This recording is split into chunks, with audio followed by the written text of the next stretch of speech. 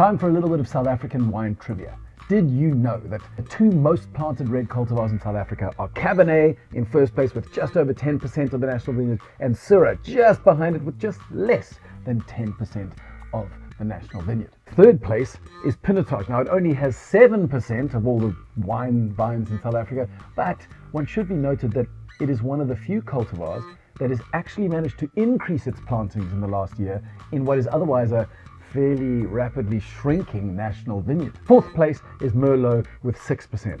Now, if you are a grape geek, then fifth place will interest you in that it is Ruby Cabernet. But if you're not a grape geek, you will have never heard of Ruby Cabernet, mostly for the same reason that you would never heard of the Carolina Core football team, because unless they're paying your salary, they're completely irrelevant to your quality of life. But if you must know, Ruby Cabernet was a grape that was developed in California in the 1930s, and it was a cross between Cabernet Sauvignon and the Spanish grape of Carignan, or Cariñena as it's called in Spain. And the idea behind it was for Cabernet Sauvignon to bring the sensory awesomeness, and then Cariñena or Carignan was going to deliver the ability to thrive in very hot climates like it does in Spain.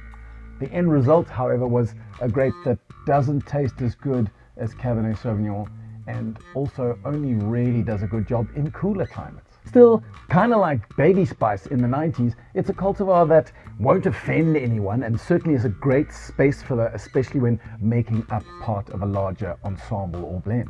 Perhaps the last interesting thing to note about Ruby Cabernet is that in South Africa, there is more Ruby Cabernet planted than there is Cinsault. But really all of this is a digression, because today's hand drink solar wine of the day has absolutely no connection to Ruby Cabernet whatsoever. Instead, it is the Kolab Lightning Bolt Syrah, which is a 100% Syrah from the Polkadraai Hills, and it is part of a range of wines called the Kolab series. This was a range of wines that was produced in South Africa between 2016 all the way up until COVID in 2020. The Kolab series was originally masterminded by wine distributor David Nell, who acted a little like a negotiant herding cats, except instead of herding cats, he was herding some of South Africa's most exciting winemakers into secretly creating these incredible once-off bottlings, which turned out to form an epic range of wines. So some of the guys involved were winemakers like Adam Mason from Raised by Wolves. There was Chris Alheit from Alheit Wines, Bruwer Raats from Raats Family Wines, Jean Smit from Damascene. All of these guys were local heroes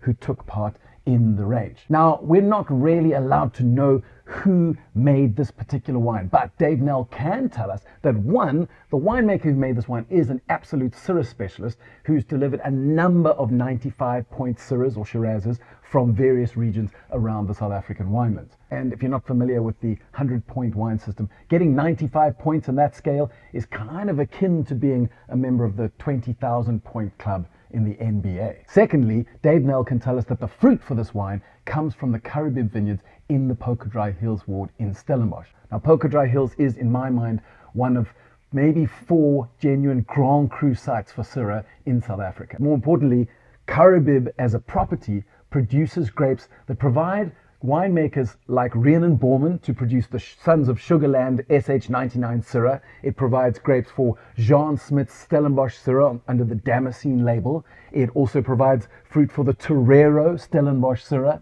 and even Duncan Savage now has Syrah vines planted on the hills at Karibib in the Polkadraai ward. A very exciting spot to watch specifically for Syrah.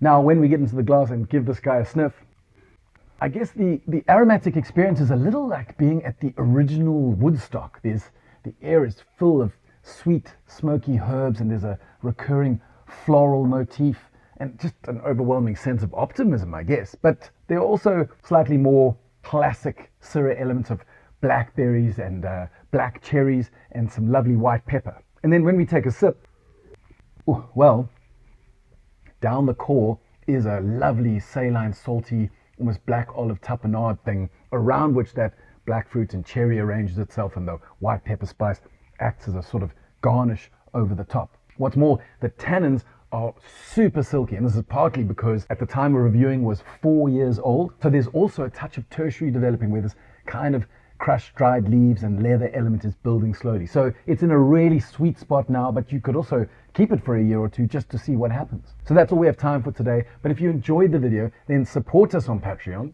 And subscribe to the Hand Drink Solo YouTube channel, where we publish at least 6 videos each month talking about things like wine science, wine history, unusual cultivars, and sometimes some great winemakers who don't even want to be named. All of these are coming out of the dynamic South African wine mints.